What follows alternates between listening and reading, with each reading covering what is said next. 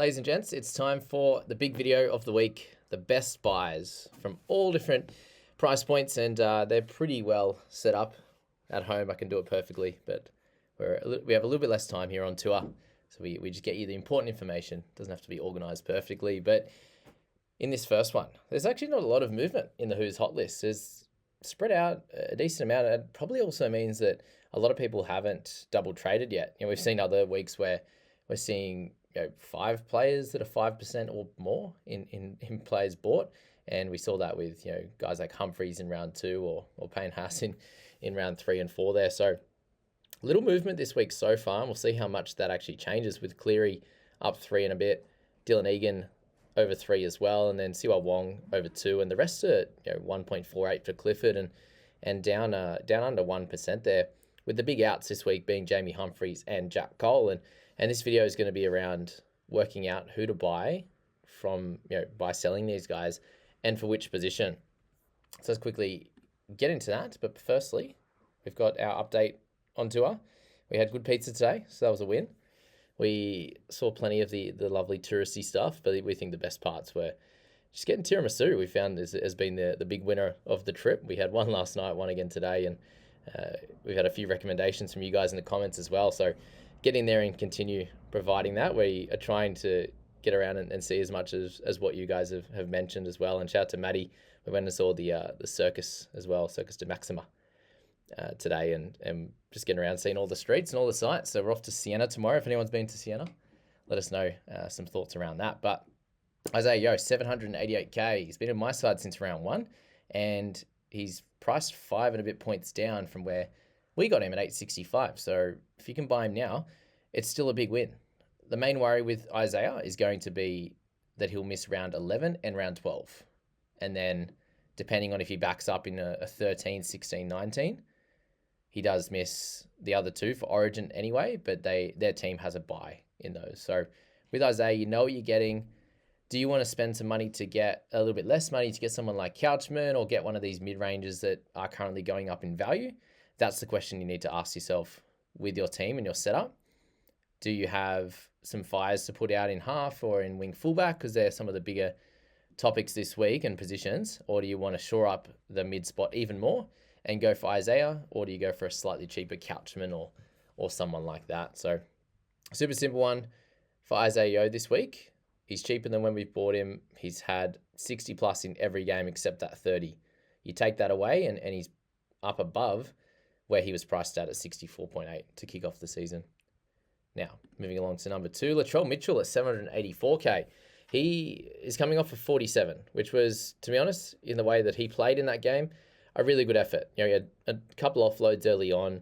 He had just the 1 tackle break. He had 3 errors, which 2 of them were kicking out in the full, which actually stops the kick meters that he would have got, which was like that 60-70 for both of them. And you put that together and he's up near the 700 kick meters. And this week playing at 6, I don't know where he's going to defend exactly, but he does have 6 games in a row here before Origin comes up. So Latrell is definitely one of those guys that can make or break, not your season per se, because he's going to be a tough one to have through the Origin period. He does miss round 19 as well with South Spy, and then he misses round 26. So he's definitely going to be missing 5 games, and we know that he can have a propensity to get injured as well. So if you're looking here, when Latrell gets big kick meters, he's an absolute jet there. 80, 57, 99, 59, 70, 61, all in that type of role last year especially. And we saw that in game 1, and he is so important for this side. And with the injuries that they have, goal kicking, big kick meters, we know he's an absolute jet running the footy, putting on tries, scoring tries. I actually think he's a pretty fun pick this week. The only problem I'd say with Latrell is I think the Cowboys game will be fine. Does he defend at 6? If he does, then probably even better. He plays a halfback type role. Yeah, fullback, halfback. He's the main playmaker when he gets in the red zone anyway. The problem's going to be Canterbury, Melbourne, and potentially a little bit with the Knights, with their defense is pretty good as well, followed by the Broncos. But we know that Latrell, it doesn't matter too much, and he hadn't played, since last year from that game on the weekend. So he's priced at 58. I don't think he can play too much worse stats-wise compared to where he was at last week. So I definitely think that a 60 plus is incoming for Latrell. And if you are keen on him, I'm personally not going to go there this week. But if you are keen, I suggest it should be a good pick with the base stats that he's ending up with. So Latrell's going to be a fun one. Nathan Cleary, 745k, down at 55 price point, and there's no better time than this to get Nath. You very, very rarely get him in the 700s, and he's in under 750, which is pretty impressive. So I don't have to say too much to you about getting Nath. I personally would get him before Isaiah Yeo, just because he has the tremendous upside into the hundreds, and he didn't have to do too much last week to get to 71. Again, just filling up the stat sheet there is Nathan Cleary at 745k, a terrific pick that's owned by high 70s for the top 5k, which, I hope stays there, but I don't think it will. A great pick this week if you need a halfback. Hudson Young, 751k. I had to mention him because he's averaging 60.2, and it is better than what he's done in the past. But the good thing with Huddy is that he hasn't got that ridiculously low floor that we've seen last year with a couple of those 30s to kick off the season, a 40, a 42 in there. The lowest you've seen this year, this year is a 45, and that did include a penalty there, a couple of errors, 2 missed tackles as well.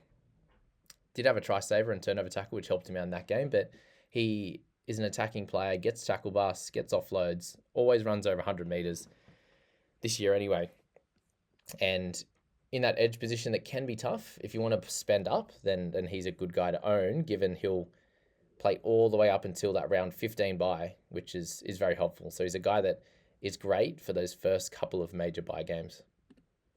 Eli Katoa, 718k, a little bit less expensive than that of Huddy, but he possesses the great attack as well. We see a couple of tries for him, a couple of try assists across his first 4 games, and he's averaging 56.8, which is awesome. You saw last year had plenty of 70s in his game when he did manage to score tries. He always seems to be in the 30-odd tackles, runs the footy plenty, tackle breaks, offloads the last 2 weeks as well has been big, 4 and 3. And you just know that he's going to be in that attack somewhere, and they have a really, really nice run. Yes, he misses 12 and 15, but you're buying Ellie right now for the entirety of the season. And I do think he's slightly better of a pick in Supercoach, but in an edge position where there's a few guys at that 700k mark that are good picks, he's one of the best ones. Speaking of good picks around in the early 700s, it's Cam McInnes.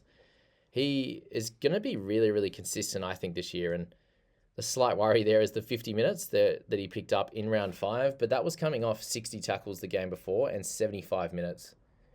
So I do think that, like we saw with Payne Haas, dropping down to some lower minutes after the really big minutes is part of the course with the sports science that they use these days.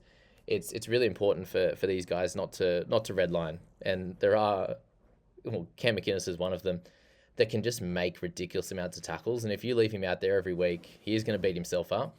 Guys like Isaiah, you have very in positions where they're mid 30s to 40 to 42 type of thing, and he's not redlining himself when he's on the park. He's picking his spots where he runs. He picks his spots where he goes in and makes 3 or 4 tackles in a row, whereas McInnes just goes nuts. And I don't think we should worry about the 50 minutes regularly. And he's had 3 games there, 63, 59, and 75. That we know for him, if you filter it with minutes over 50 and let's just say under 70 in the lock roll, let's look at the last couple of years. Let's go 2024 just to make it easy for you. He was at a 53.3 in 56 minutes. Let's take out the under 70 there, and you're looking at 62.4 minute average for a 56.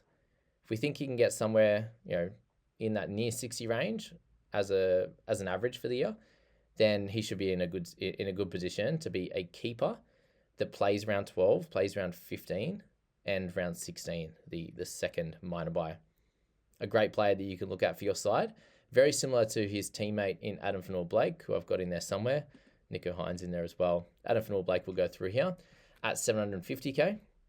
He is getting less minutes on the most part now that he is at the Sharkies. 55 minutes last week for his 61 was probably the best signs of it all. He's had 3 games now where he's outdid, a point a minute, 68 and 54 with that try, but to have it in 2 other games, 52 and 50, 61 in 55 minutes there, and almost a point a minute for his 68 and 71, He's in a team where he's getting the ball plenty. 140 is his lowest meters. Tackle numbers are all over the shop depending on how well they win. And tackle break numbers and offloads are in a good spot as well. For him to have one line break and one try, averaging 57, I think is absolutely terrific. With the knowledge that he can play the odd big minute game if there are injuries or if they need him in a closer game. Adam Fanua-Blake, a terrific pick, and I personally would pick him just ahead of McInnes because this is really, really good signs. And I think he's a fun pick that is very, very low ownership. Similar to McInnes, is actually, McInnes is basically not owned by anyone now that Will sold him anyway. But sorry, Will. Sorry, Will. We love you. But yeah, speaking of his teammates in the Sharkies, and remember, guys, the hold and sell video will be the next one coming out from myself. So you've got Scoop's video out there, and I hope you enjoyed Matty T's and also Nath and Heath's video, who are filling in for me for the 3 weeks. And if you like their style, they're not going to go as long next week, they said. But if you like their style, let me know, and we can keep them on for that video. We'll see how that one goes. Just continuing to build the brand here at JB, at Fantasy JB. There we go. Please make sure you do subscribe and follow along, guys, with the podcast as well, which I'm trying to grow. And actually, just remembered a big shout out to everyone and all of you subscribers there. We just hit 14,000 subscribers, which is pretty crazy of a number, and that 15,000 I think is pretty wild now. I think at this point we're going up by thousands, and then that 5,000 milestone is pretty cool. So 10,000 was wild, and to be near 15 is crazy. So thanks, guys. Even while I'm on tour, you guys are subscribing, and we're gonna have to say that's to do with the boys, and I'm loving all the comments that you're having on their videos. Nico Hines is 760. All right, quick breather first. Plenty of chatting by myself here. Matty said I reckoned it was tough to talk for so long, and I think I'm used to it now. Nico Hines. So, up and down. He's priced at 57. He's averaging 53.6. So that in itself is probably a reason to potentially stay away, but that's off the back of his 64 and 74 that got him up there, and he did start 65k more expensive. So you are getting him cheaper than what we've seen, but if he's not involved directly in the attacking stats, then his kick meters are down. Tackle break numbers are well down as well. We saw a lot of times last year he'd get 0, but he'd have the bigger games of 3 and an 8 and a 3, like that kind of numbers, which isn't happening as much. So that's where the slight worry is. And his actual tackle numbers have dropped a little bit as well because they have the ball plenty. Nico, for me, is someone that I think you can wait. Those really good games, like he's got 2 line break assists, a line break try assist, and a try. That's 74 with 3 offloads. They're gonna be like his ceiling game at the moment. It used to be 100 and 120 and these types of scores, but I just don't feel like that's there right now. And I think we can wait, see how it plays out, and maybe this Tigers para type of section or near their first major buy in round 12 could be the time to look at Nico Hines. Jaden Campbell, 759. You can definitely go with Hines as well. And similar to that with Campbell, the reason you might go for Jaden is because we've seen the 81 high game already with the try and the try assist. So very similar to that with Nico. But what you saw from this one is the big kick meters as well. And he's gone over 500 twice, and he's 399 and 400 are his lows. So that's massive. He has 2 40s already, but he has a 64 and an 81, and he's in the tough wing fullback position. Now you look at him and you look at Latrell and you think, well, which guy would you actually go for? And it's not an easy decision. The fact that Campbell's good is because he covers those really 2 tough positions. Now, the man of the hour, Jamal Fogarty, he's getting a bit of love for sure, but so is Nathan Cleary, and I definitely would go Nath over Fogs. The reason you would go Fogs, though, is the consistency, for one. Number 2, he gets to play all the way through to round 15, but still has 3 buys following that, and you might sell him if you were deciding to post that major buy, the final one, when they miss 2 of the final 9 games. Might be the time that you do move on from a Fogarty, but priced at 52, averaging 54.2. That's a great time to buy someone like him. He doesn't have any tries. He has 4 try assists. The kick meters are great again. He's in an awesome position, guys, to continue going at this mid-50s setup. And with the draw that they have coming up, Parramatta, Gold Coast, Dolphins, it's a pretty nice little setup for him to do pretty well. So Meters gained aren't going to be his specialty, but he made really good tackles the last few weeks. I wonder how his body's feeling after that. Hopefully it's okay for anyone looking to buy him. A really, really good stopgap, to partner like we saw last year, to have, Cleary and Fogarty was a good little fold, especially when Cleary went down. Fogs was great until his injury, and let's hope that he does not get injured again, like that bloody biceps, eh? Like Adam Reynolds last year, or the year before. Fletcher Sharp. So I was very interested in watching him last week. To pick up 36, I think is great news, given he's gone 3 games in a row with over 20 tackles. That's great. He didn't have any offloads last game. Meters run was down, had a couple of errors. He's had turnover tackles every game, surprisingly enough as well. Just keep that in your thoughts. But tackle breaks, the lowest of 4 across his first 4 games.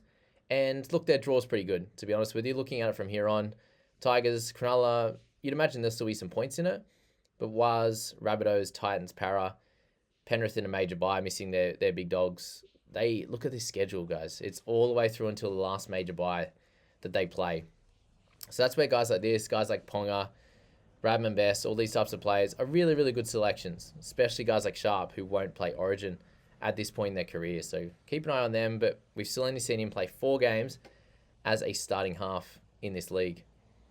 James Tedesco, 678k. He's just so consistent, and 48 is his lowest score in the last 4, with that 28 in the shellacking in round 1, which was against Broncos. So if you are a little bit worried about that, they play them this week. They do have a really good bye schedule, but when we do have to look at the Roosters' situation very differently.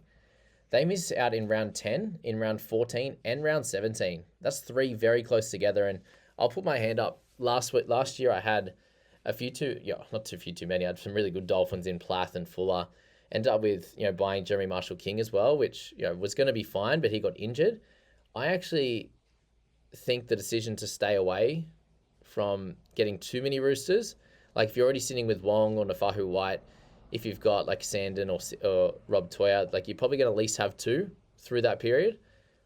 If you add Tedesco, if you have White and Wong, it does make it tough in round 10, in round 14. Like you might have injuries and stuff that you've got to muck around with, and that's what I felt and noticed in my situation with Dolphins players last year. But I do think Tedesco is a great pick. He is one of the best wing fullbacks going round. Priced at 50, we should expect him to hit 50 or just above. But we do need Roosters to improve a little bit, and they do have a tough little situation coming up with Broncos and Penrith to a lesser degree. Still a great pick. We know what we're going to get from him. Isaiah Katoa at 666. He's had a cracking season, a low score of 49 across the 5 games, and the first game they won was this one against Titans, and it was good to see that even in this one, it's probably not mattering how the team's going because he's had 1 try, 2 try assists, and the rest in base. So a low of 290 kick meters, which is why they didn't perform as well. He didn't perform as well as we might have thought, is because they weren't sort of kicking out of trouble plenty and things like that. They were in the red zone and he didn't get any attacking stats. Big run meters, which is awesome. So run meters and kick meters, plus pretty good tackles. He's missing a bunch there, 2, 3, 5, 6, and 1, which isn't too bad for how many tackles he's actually making. So he's someone that I think you can put in a similar position to Fogarty. And if he didn't have the cash, he's a young gun who has a pretty good bye schedule as well. He plays 12, 15, 16, misses 13, the first minor, and also 19. Beware, guys, when I start saying this now, we are getting closer to talking about the bye planning, and I don't think I'm going to have the time to do it on trip, guys. I'll stick to my normal schedule, I think. But once I return, it'll be around 6, 7, 8. I'll be somewhere in between 8 and 9. Yeah, sort of the start of round 8 or something like that. I'll be back. So I think coming into round 9, I'll do my bye planning one for you guys, which will be helpful. But Isaiah Katoa, a really good position right now, doing really well. All right, I have to shout out Wade Egan. For those that started with him, you're absolutely loving life. He's played 4 games so far, averaging 58.3. Congrats to him with a low of 51. 1 try only. Tackle numbers are absolutely terrific. And the big thing with Wade is that he's actually playing the full 80 and not getting injured and not worrying about having a Freddie Lussick or something like that on the bench. We know that when that's the case, he can be a good scorer and he actually usually sets up a few more tries. He's doing it in base right now with the odd offload, the odd tackle break, and actually really good run meters, which you saw here. he'd have lots of games there, 28, 28, 30, 31, 73, 47. But he's actually running the footy more, and that's great. I'm glad that he's got the license to do that. But you are buying him at a 50 average, which we've seen him over the years not be that type of guy on the regular basis. All right. Yeah, I told you I'd be a little bit out of order, but Joe Tarpanay in 731K, priced at 54, and what we've seen out of him is 2 spectacular games, one with a try in 56 minutes and 86 last week in pure base and, tackle breaks and offloads, which is awesome to see. And we do get that out of him sometimes, a 68 in there, a 94, 74 there, another 76 in round 22, a couple of 60 odds to finish, and this can be him. And the big thing with Taps is no origin and a great buy schedule as well. You get him for, out of the whole section, you miss 2 games, but you get him for that first 2, which are really, really important. So if you like Taps, he's always a pretty good person to buy. Jerome Hughes out of halves. So we know we're selling Humphreys guys with the moderate hamstring strain, and we'll show you that in the holds and the sells. But this is to get you thinking and making decisions. With Jerome Hughes at 711, he has lost plenty of cash, 114 to be exact, which means that he averaged 62 or whatever it was last year, which was absolutely incredible. He's down now at a 53, and he's just had a stop-start type of game. He played the 59 minutes in round 1. I think he end up just getting the early mark. Or did he get a head knock? Whatever it was. He missed, and then they had the bye round 2. Yeah, he just got the early mark. Oh, that's right, because he was touch and go to play round 1. So the big thing with Hughes has been that he's been in and out and hasn't had a lot of preseason, all this kind of stuff. So you can probably wait a week or 2 with Hughes because he's on the way down. The break even's still really high. He played really good last week, though, with 2 try assists. And he's going to be involved, when they're dominating, he's going to be involved in plenty, given he's the halfback. But hasn't hit over 46 yet, but has also played low minutes. And similar to Pap, it's like, well, at the moment, if they are winning pretty comfortably, he's the one to come off, him and Pap. So do you just wait a bit longer? And personally, I feel like we should wait that bit longer. But he's also an absolutely terrific player and was one of our top-tier guns and was great for me and other coaches last year. Toby Couchman, 648K. He's priced at 48, and I think he's going higher. So the question's going to be, is with that still fairly low ownership in the top 5,000 at 27.5%, he's had a low score of 48, and he's actually priced at that number. So when you see here 40 or 38 is his lowest tackle number, but the minutes have been incredible. And I do think that at least over the next few weeks, you'll see him continue that. But he just does seem to be a guy that just goes and goes and goes. And the big news last week was his highest tackle break numbers, and he had more than 1 offload, which was awesome. 3 offloads to hand, 135 run meters, just everything you'd want. And if he can be this guy to play 60 plus minutes in any way, in any capacity, he is over a 1 ppm guy, which is what we've seen in sort of 2024 and 2025. So anything in those 60s, he could be a 60 guy. So I think he's very, very important. And to be honest, he's someone that I'm potentially still looking at this week. I haven't done a lot of thinking about my own team so far, and I'm using this video as a good analysis tool for myself while I'm talking to you guys out loud. But Couchman at 648, I still think is a really good pick this week. And you can go guys like Fogarty, you can go guys like Couchman as well, and sort out different positions next week or a later time. Matty Nicholson, alrighty.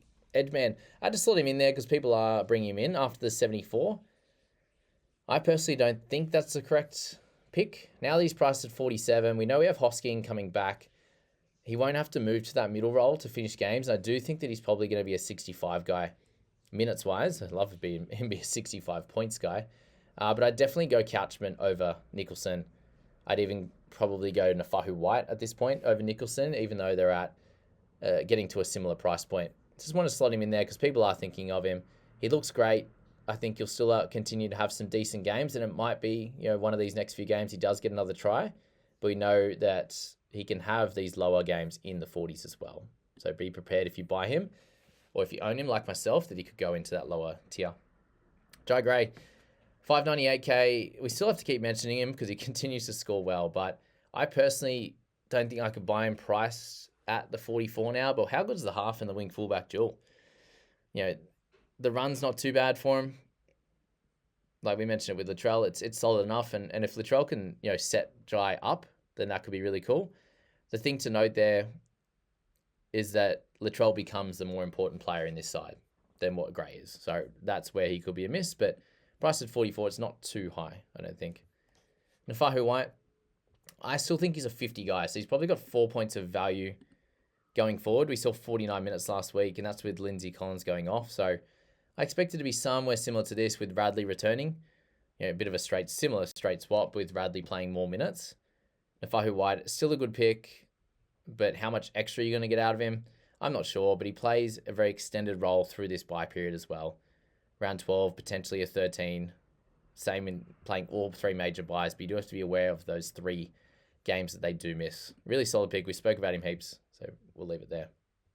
Jake Clifford, 630k for him. He has this game against the Bunnies into the bye. So I still think at this point you probably wait the 1 more week, see the situation following that bye.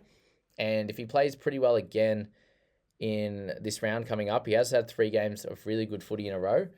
Good kicking meters, good tackle numbers. If he does it again, I think you can trust that he's going to be a 50-plus guy after that week. Like, surprisingly, as surprising as that sounds, his tackle numbers are way better. Like, in 2022 anyway, he'd missed a lot of tackles. 2024, he had improved, and he did have some big games in there as well in 24, in early 22 as well. So he can definitely do it, but we just haven't seen his consistency over the long haul.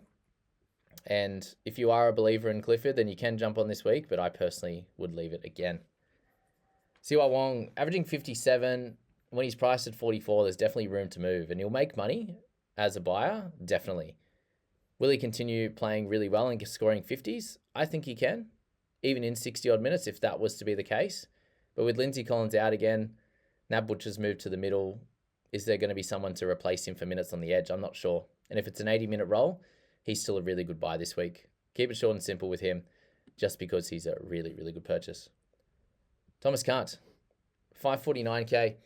There's a few whispers going around that he might keep this spot on the side. The other news coming out of this is that Dylan Lucas is likely to be back in round 8 for this New Zealand clash. Sounds like there's a few complications, so he actually could have arrived back a little bit earlier. But will Thomas Kant end up in the 13 role? Is there an injury coming? If you buy him this week, I think I'll be definitely buying him in Supercoach, given he's like 279k. But in fantasy, it's a bigger decision. If you already own Wong, could you go for Kant? Yes. We know he's going to be a good scorer. It looks like he's just getting involved in everything there. And we'll be back to the edge, most likely, which is good.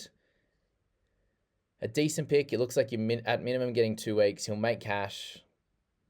How much he'll make, and does he need to be traded come Warriors clash or the Bunnies clash is the question, and is that worth it as a trade for you?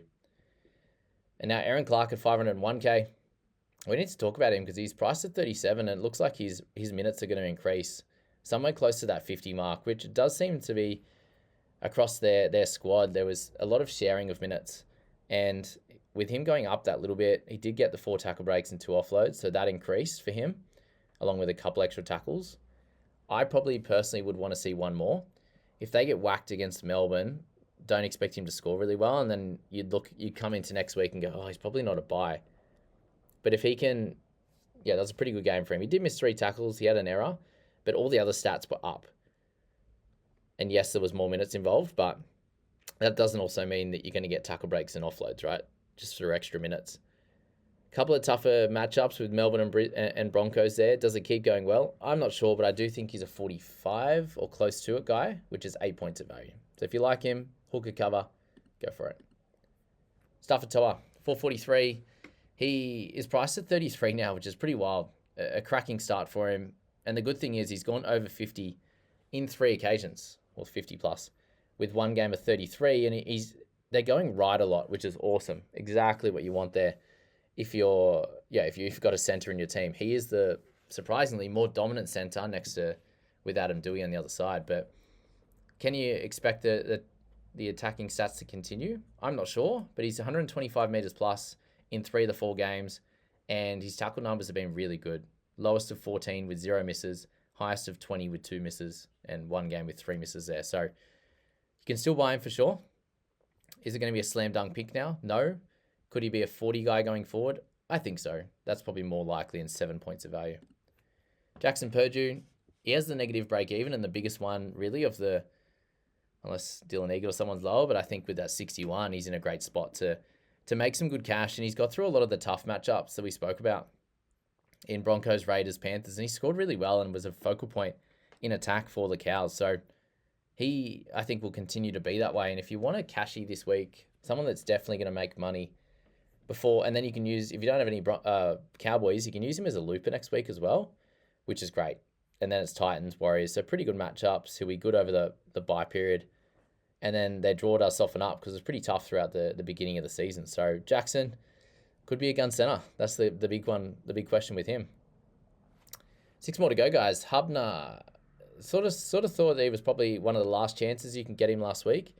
Priced at 27, coming off 49 and a 46. I expect him to go closer back to the 50 mark. There will be games where he does miss plenty of tackles like we've seen in his first game and his third game. He feels solid to me of a pick. Looks like he got a bit of a runway. At least should be a 35 guy. So I think that, yeah, on average, there's 8 points there. Could be up to 10, 12, 13, 14. And you get him up near a 40 average, which would put him well into the 500s and making a few hundred K. So if you need someone in this cheaper range, if you still want to keep making money, then Hubner will work out well. Similar to with Katonga at a price of 27 as well, 368K, but has the center and edge dual, which can be tough. Coming off 38, 44, 44. Still a good pick this week. I don't think I'll end up with him in my side. I think I was listening to Marky Jessup, and he's like, oh, yeah, all good coaches should have him right now. Yeah, it's tough going, given 47 of the top 100, which most of us aren't in, have him, and the 53 don't. So, yeah, that was an interesting call there to say all good coaches have him. Because, yeah, there's lots of good cheapies, and he's one of them for sure. People are still looking at Thomas Jenkins. You'd say most good coaches would have Jenkins too, but 66% of the top 1,000 do, and there's 34 that are still doing great without him. So many cheapies at the moment. It's not like you're missing out by not having one. Like, I don't have Jackson Purdue, but I held Iongi this week, or I've had Jenkins from 250K. You know, got Hubner, Stafford Toa. So many different guys that are doing great. If you've got all of them, great, but most people don't. So Jenkins a really solid guy to buy this week with some good runway. We'll play around 12. We'll play around 13 and just continues to score well in those 2 games out in the centres or the wing, and hopefully actually play centre this week. Dylan Egan, 312K. He's priced to 23 now, which still isn't crazy at all. A negative break even, 46 in back-to-back weeks. I think you can pretty safely say he's a 35 to 40 guy.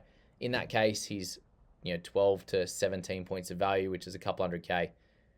He's going to be coming into my side. I'm pretty sure about that as a buy for Jack Cole. Luke Summonson, we do have to mention as well, 350K. We've seen him in round 1 of 2024, round 15 and 25 last year. He had mid-40s to 58 minutes and had some okay scores. I think priced at 26 is probably a no, but I just had to mention him. And Jason Sullivan, a few people have spoken about him just briefly, and we know that he can have some decent games in there at halfback. And when he's played halfback across his career so far, let's take out his 19-minute game, we'll keep the 55 in there, and it's a 47.8, and that's with 3 games with the Dragons and then 5 games with Tigers there. So he definitely has the ability to do well, and that was all last year. And 276K, probably, let's say at least 3 games with Cowboys, Doggies, and Melbourne there, I think is fine. Can we? Is it worth it? Basically, he covers that halfback position. It does help out the squad, and he's still got 75 minutes on the weekend. Got a lovely line break try assist and picked up 37. So price at 21, I think he can definitely make 100K with the lower break even now at 23 after the slower start. For him actually playing halfback, he's going to get some attacking stats over the next bunch of weeks. It will happen. How's he going to mesh with Latrell? I think that'll be fun. Latrell will do the bulk of the kicking meters, but he'll definitely get involved there. 29. Last game wasn't very much at all, but we know that he's got the pedigree there at halfback to do some good work. So that's the best buys of round 6, guys. I hope that video found you well, and I wish you all the best of luck sorting out your trades and getting set up for round 6. How many are you going to use? Is it 0, 1, or 2? Give us those recommendations, please, that I asked for at the start around Sienna, and then we're going to Sorrento as well. So let us know a few things that are over that one, just so you can keep tabs with the trip. And a big thanks to you all guys for watching while I'm over here. Pretty similar content, to be fair. I'm just as invested as you guys know. Always, I think it's probably my 5th trip now where I've done videos, so we'll keep it going. And good luck this week, guys. See you in the holds and the sells video.